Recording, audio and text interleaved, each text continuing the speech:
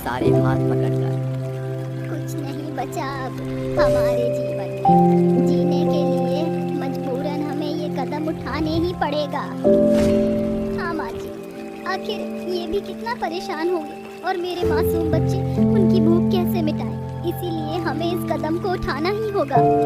माँ, माखी, बच्चों, मुझे माफ कर दो। मैं तुम लोगों की इच्छा पूरी न कर सका।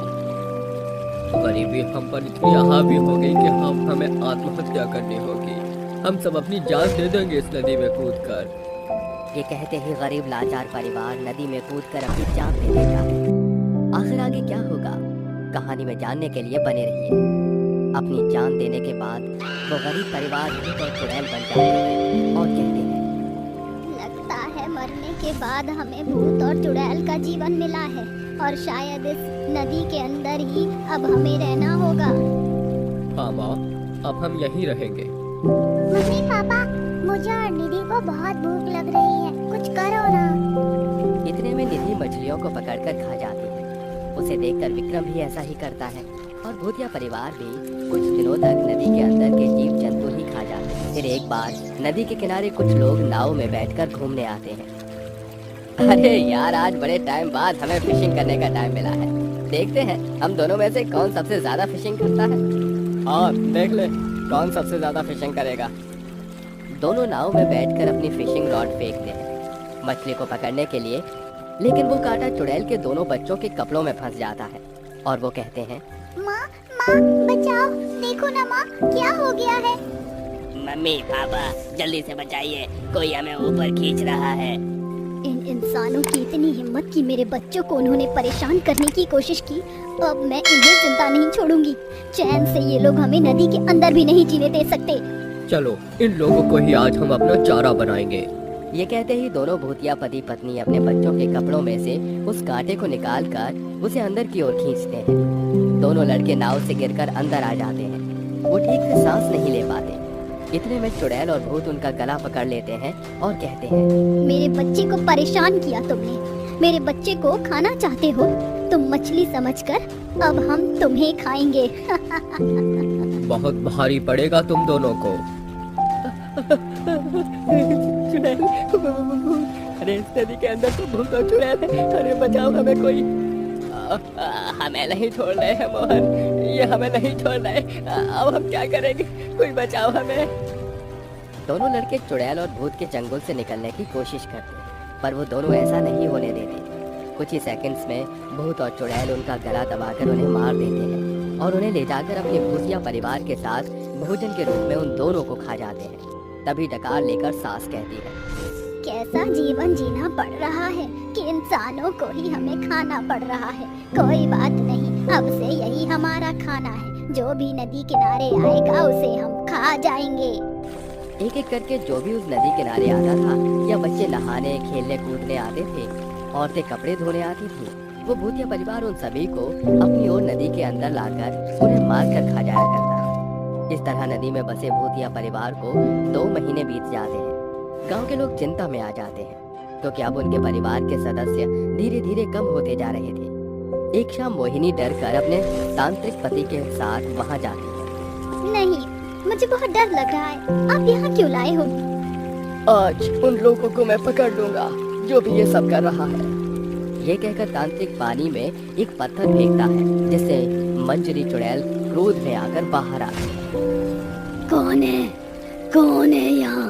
जो भी है बचेगा नहीं वो। अब आई ना तू हाथ में, छोड़ूंगा नहीं। ओम क्लीं चामुंडाय विच्चे नमः।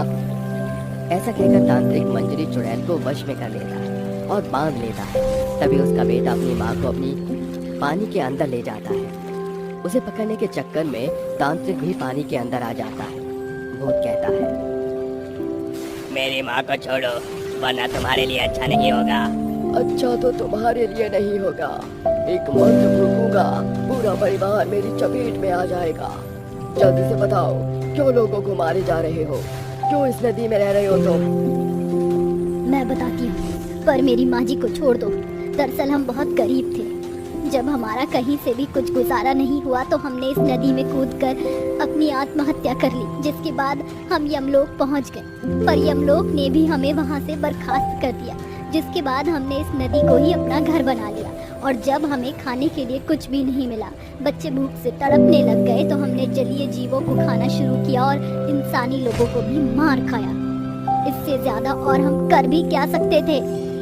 तुम्हारे जीवन में जो कुछ भी हुआ, तुम्हारे परिवार के साथ जो भी हुआ, वो बहुत बुरा था। तुमने जिन लोगों की हत्या की है, वो लोग वापस भी नहीं आ सकते।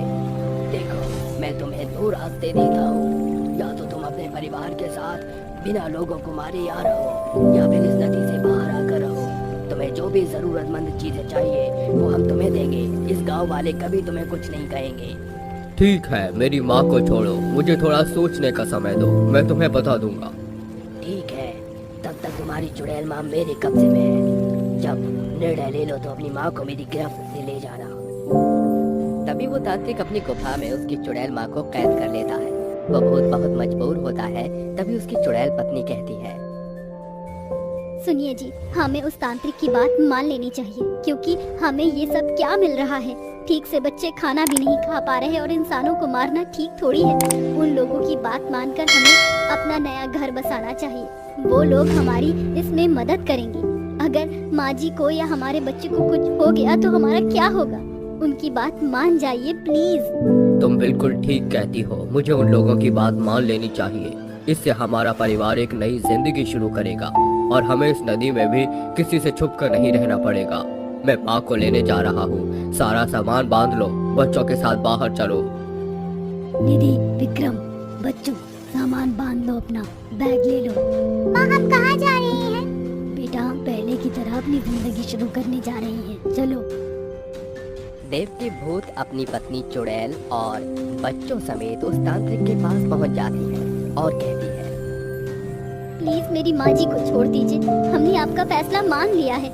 हाँ, छोड़ दो मेरी माँ को, मैंने तुम्हारा फैसला मान लिया है। अब हम किसी को नहीं मारेंगे और यहीं रहेंगे। नदी से बाहर तुम लोग हमारी मदद करोगे ना? ठीक है, मैं तुम्हारी माँ को छोड़ देता हूँ और गांव वालों से तुम्हारी बात मैंने कर ली है।